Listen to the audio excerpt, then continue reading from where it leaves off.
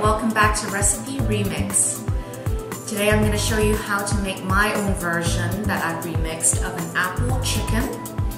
It's a roasted chicken, so I've actually taken a whole chicken out and let it thaw overnight. The fun part of this recipe is it's easy, it's quick, you only need a few ingredients. You just remix the recipe according to what you like.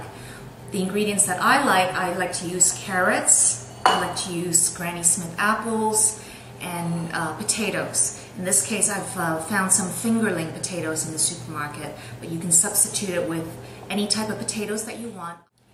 And as far as seasonings is concerned, I like to keep it very simple. I've chosen some garlic powder, caraway seeds, and freshly ground black pepper. And so first we're going to marinate the chicken, and as you can see, I've cut up one whole chicken into 4 to 5 pieces. You can further cut it into smaller pieces if you wish. So first I'm going to put some garlic powder, and you can just put garlic salt or any type of seasoned salt, or you don't even have to put salt, you can just put herbs. The skin of the chicken really helps to keep the moisture while the chicken is roasting in the oven. If you don't like the skin, you can always remove it after it's cooked. Now I'm going to add some ground pepper and make sure you rub it in very well. Now I'm going to put in some caraway seeds.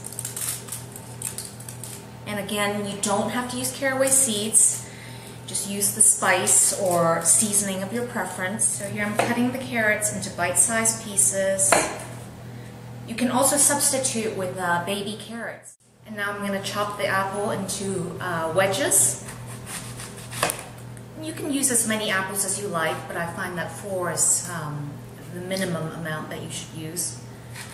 And here I'm going to just halve the potatoes, just so they're easier to cook. It's more tender. And here again I've used fingerling potatoes, but it's up to you what kind of potatoes you prefer. And doesn't this look beautiful, ladies and gentlemen? So we preheated the oven at 450. And the last ingredient that we're going to add is the apple juice. This will keep the chicken very moist. You want to pour it as evenly as possible. And here we go. And I like to set the rack probably in the lower portion. An hour has elapsed, and now we're just going to remove the foil from the roasting pan. And I believe our time's up. Let's take the chicken out of the oven. Wow. Very, very hot. Smells fantastic. Oh, be very careful. It's very heavy and very hot. All the apples have melted, and it's become kind of an apple sauce, if you will.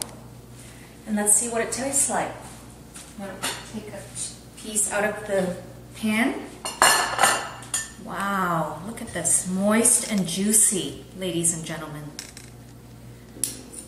Let's get some carrots and potatoes, some apples. Fabulous. And let's give this piece of chicken a try. And as I said earlier, you can remove the skin if you don't like the skin. Let's try the chicken. Very moist and tender.